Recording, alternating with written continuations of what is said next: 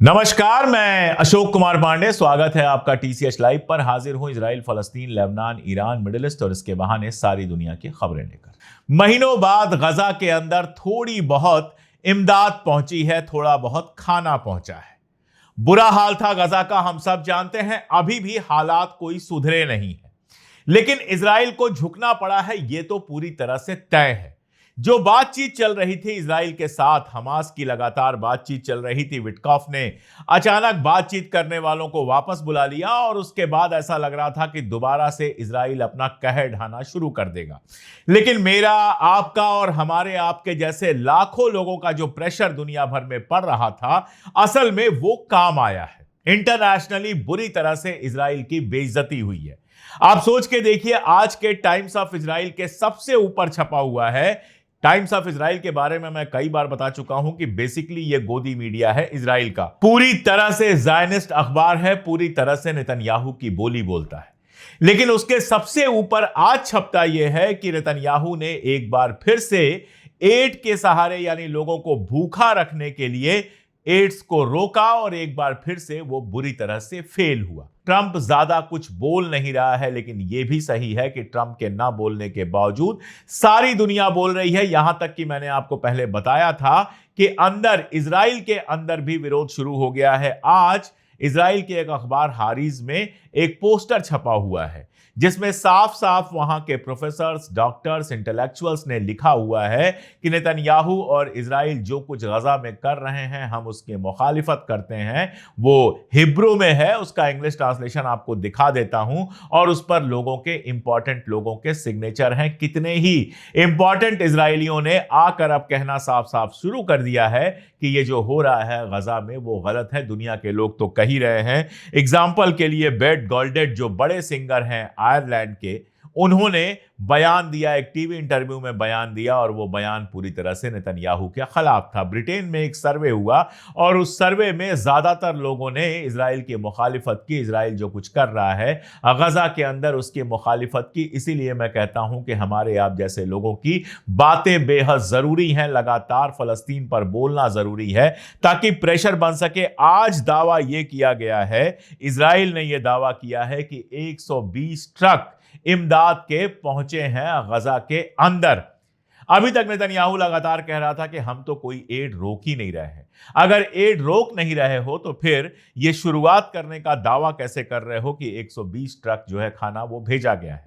इसके अलावा air drop की अनुमति दी गई है। सऊदी अरबिया, यूएई और बाकी कंट्रीज जो हैं वो एयर ड्रॉप कर रहे हैं, वहां पर खाना आसमान से गिरा रहे हैं। मैं आपको बता दूं कि यह सब बहुत नहीं है।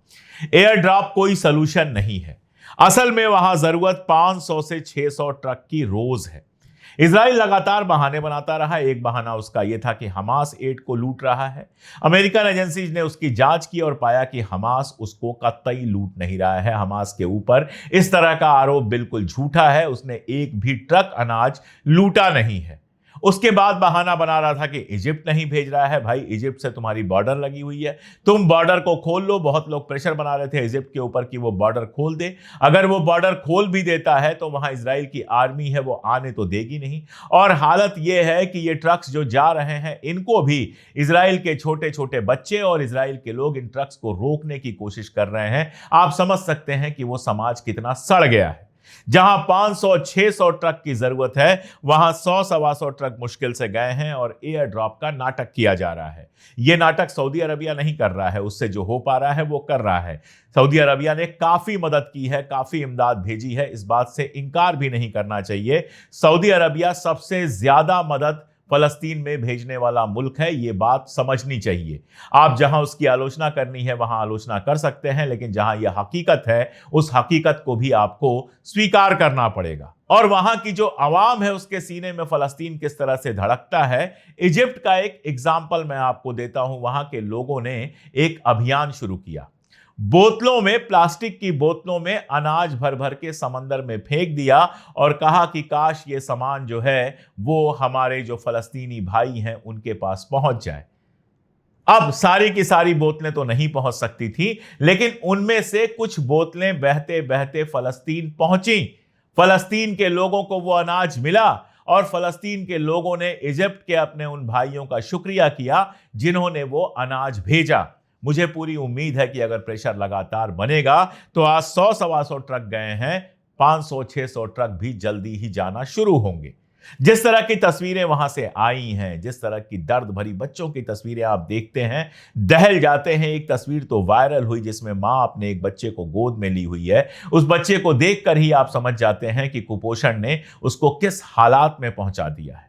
जिस बच्चे को दूध चाहिए, बेबी फार्मूला चाहिए, अनाज चाहिए, उस बच्चे को अगर महीनों महीनों भूखा रहना पड़ेगा, जरा जरा सी खाने पर उसको रहना पड़ेगा, तो उस बच्चे की ऐसी ही हालत होगी। और वो हालत जब सारी दुनिया में पहुंची है, प्रेशर पड़ा है, तो झुककर इजराइल को पहली बार दोबारा शुरू करना पड़ा है। और इन सब के बीच अगर कोई खड़ा है, गजा के साथ पूरी ताकत के साथ खड़ा है, तो वो है हूथी।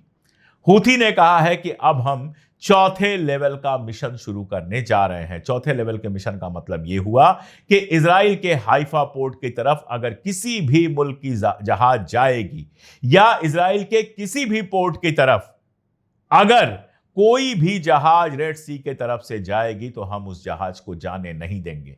आप जानते हैं कि एक पोर्ट पहले ही बंद हो चुका है इजराइल का, जहां जहाजें नहीं जा पा रही हैं। एलियट पोर्ट जो उनका है वो बंद हो चुका है।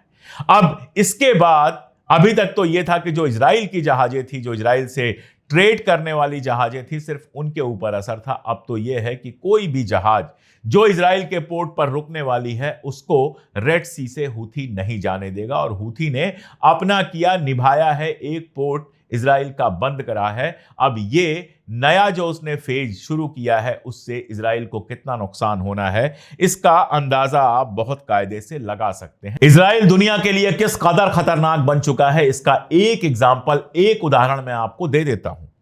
नीदरलैंड आप जानते हैं यूरोप का नेशन है। नीदरलैंड ने एक लिस्ट निकाली है कि कौन सी गवर्नमेंट ऐसी हैं जो उसके लिए खतरनाक हैं, और उसमें इजराइल का नाम शामिल किया है। यानी नीदरलैंड ये मानता है कि इजराइल नीदरलैंड के वजूद के लिए एक खतरनाक मुल्क है। यानी नीदरलैंड मानता है कि इजराइल ने मोसाद के एजेंट नीदरलैंड के अंदर छोड़े हुए हैं और वो वहां की सरकार पलटने की कोशिशें कर सकता है। नीदरलैंड ने तो खुल के मान लिया, लेकिन बहुत सारे मुल्क हैं जिनके लिए यह सच है।